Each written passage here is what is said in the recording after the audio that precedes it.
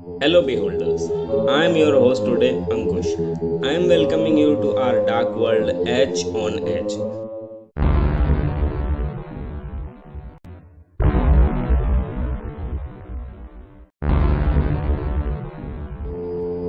The grand grimoire एक ancient book है जिसके अंदर काफ़ी सारे टॉपिक्स जैसे making pact with devil, black magic, summon the demon, raising spirits from the dead और making tools to call Satans के टॉपिक्स के बारे में लिखा गया है। एंड कहा जाता है this is one of the most terrific book in human history. और ये बुक हेब्रू और अरबिक में लिखी गई है। And this book is also known as gospel of Satan. और कहा जाता है कि ये बुक यूरोप में क्रिएट की गई थी और ग्रीक्स का मानना है कि ये बुक पर्शियंस ने बनाई थी। आज भी ग्रेमोर का एडिटेड वर्जन कई सारे कैरिबियन प्लेसेस और साउथ अफ्रीका जैसी जगहों पर ब्लैक मैजिक और वूडू परफॉर्म करने के लिए किया जाता है।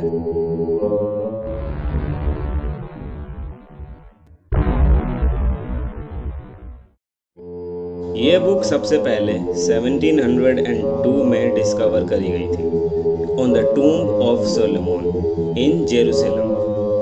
और इस बुक को ओवेन डेविस ने फर्स्ट टाइम रेफर करा था। और इससे पहले भी कई सारे सैटेनिक बुक्स जैसे कि the 6th and the 7th book of Moses, the clavicule of Solomon, the magus and the book of Honorius को भी ओवेन डेविस ने डिस्कवर करा था।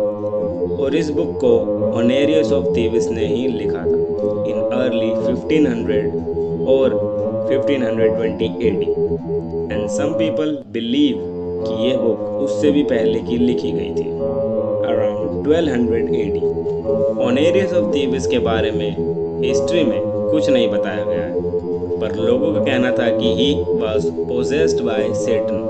और कई लोग बिलीव करते थे कि he himself is Satan. The grand grimoire normal peoples के लिए अवेलेबल नहीं है बिकॉज ये वेटिकन के किसी सीक्रेट आर्काइव में रखी गई है beyond the contact of human. और वेटिकन्स का कहना है कि दिस बुक इज कर्स्ड। और आजकल के टाइम में ये बुक का एडिटेड वर्जन इंटरनेट पे अवेलेबल है for sale and that version is completely safe. लेकिन वो वर्जन रियल ग्रेमोर के सिर्फ कुछ ही टॉपिक्स को कवर करता है। Most of the material from that book is from lesser key of Solomon और द की ऑफ सोलोमन।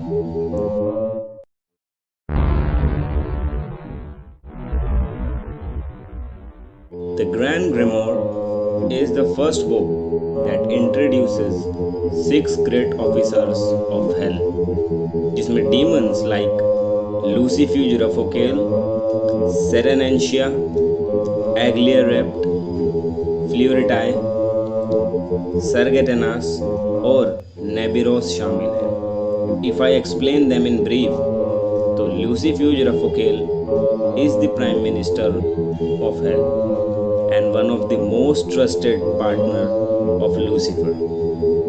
और ये अपने समन करने वालों की unimaginable wealth दे सकता है and he can control all the treasures of the world। Second in Saturnalia, he can control any woman and girl जिसको उसके summoners चाहते हैं।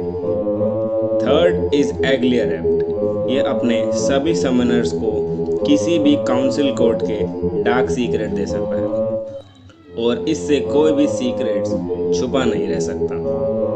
फोर्थ इज फ्लोरिटाई, ये हेल स्टोन क्रिएट कर सकता है।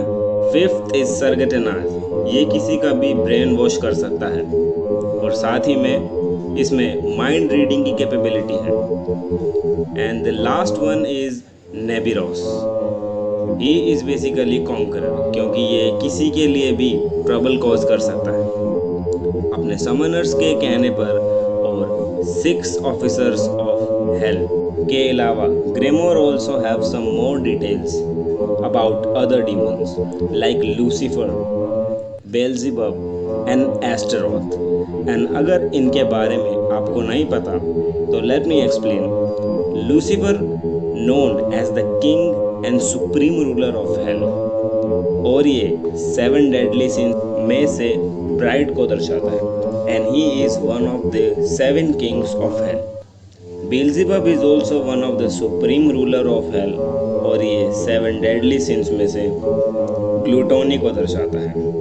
And he is also one of the 7 kings of hello.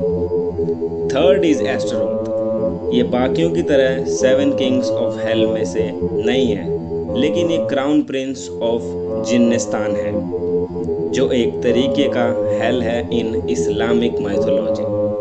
With the help of grand grimoire, कोई भी अगर इन डीमंस को दिया गया ऑर्डर में समन करे तो वो डेविल से पैक्ट क्रिएट कर सकता है। इस बुक में मेजरली लूसीफर और लूसीफ्यूज को समन करने के बारे में लिखा गया है। एंड द फर्स्ट, इसमें लूसीफर को समन करना होता है। लूसीफर को बुलाने के लिए पहले लूसीफ्यूज को आना ज़रूरी है, because as I said earlier, Lucifer का सबसे ट्रस्टेड पार्टनर है लूसीफ्यूज। यहाँ तक कि लूसीफ्यूज अपने एम्परर के लिए बाकी डीमंस के साथ भी बगावत कर सकता है। तो इसीलिए जब समनर्स को पहले लूसीफ्यूज को बुलाना पड़ता है, क्योंकि एज एन इंस्पेक्शन ऑफिसर काम करता है लूसीफर के लिए in the process of making pact. And after that Beelzebub, Astaroth and then other remaining member of 6 officers of hell को समन करना पड़ता है, और ये ऑर्डर में डीमन के साथ पैक्ट क्रिएट होता है। और ये बुक डिमोनिक है, इसलिए इसे डिस्ट्रॉय भी नहीं किया जा सकता, और अगर किसी ने ट्राई किया तो उसे इसके कॉन्सिक्वेंसेस फेस करने पड़ेंगे, और शायद उसकी जान भी जा सकती है। और साथ में इस बुक में खुद सेटन की बनाई हुई जीसस क्राइस्ट की स्केचेस हैं।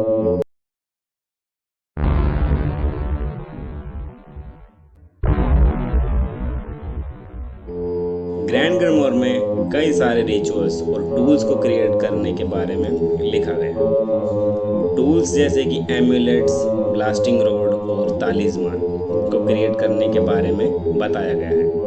और अगर आपको नहीं पता तो एम्यूलेट एक ज्वेलरी टाइप का ऑब्जेक्ट होता है जो गुड लक लाता है। ब्लास्टिंग रोड एक टाइप का रोड ही होता है, लेकिन ये रोड स्पिरिट्स को बुलाने के लिए और ब्लैक मैजिक के लिए यूज़ होता है। तालिस्मान ये भी एक तरीके का एम्यूलेट ही होता है, लेकिन ये अपने पहनने वाले पर्सन को एम्यूलेट के कंपैरिजन में ज़्यादा गुड लक और प्रोटेक्शन प्रोवाइड करता है। और ये क्रिस्टल और जेमस्टोन से बने होते हैं। और इसके साथ इस बुक में कैबलिस्टिक सर्कल को बनाने के बारे में भी बताया गया है।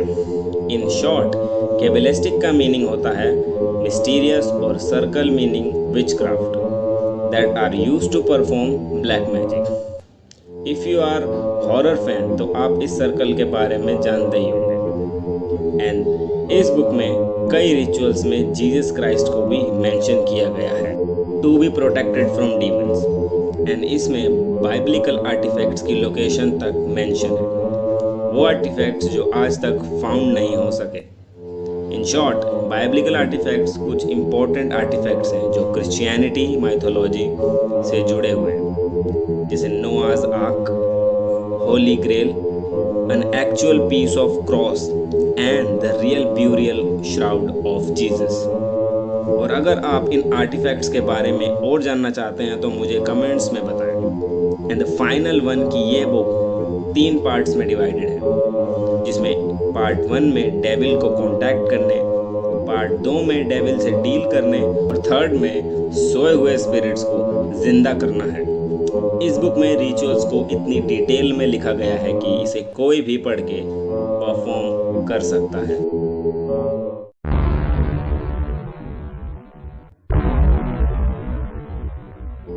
माना जाता है कि ये बुक को सिर्फ खोलने से ही आपकी सोल डीमन को समन हो जाती है, और फिर आपको अपनी सारी लाइफ डेविल की पोजेशन में स्पेंड करनी पड़ सकती है। और इस बुक के सारे डीमन की एक टर्म और कंडीशन होती है, फॉर एग्जाम्पल, रफुगल आपको मांगी गई हर चीज़ देगा but in return of your soul and body. आपकी विश पूरी करने के बाद वो आपको एक टाइम देगा जिसके पूरे होते ही वो आपकी सोल को कैप्चर कर लेगा, जिसके बाद आपको अपनी सारी लाइफ डेविल के सर्विट्यूड में बितानी पड़ सकती है और डेविल से की डील तोड़ने पर वो आपको मेंटली टॉर्चर करके आपको डिप्रेशन में भेज सकता है और आपकी सोचने समझने की शक्ति को ख़त्म कर सकता है और आपको सुसाइड करने पर भी मजबूर कर सकता है।